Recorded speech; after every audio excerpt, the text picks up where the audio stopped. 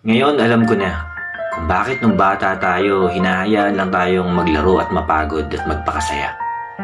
Kasi darating pala ang panahon na mapapagod din tayo, pero hindi para maging masaya. Mas lamang na yung lungkot. Kaya pala inuutusan tayo ng mga magulang natin noon, hindi para pahirapan tayo. Yung mga utos pala na yon ay magiging aral na babaunin mo pagdating ng panahon. Ngayon alam ko na, kaya pala pinipili tayong matulog at magpahinga sa tanghali, hindi para maging malaki at matangkad tayo.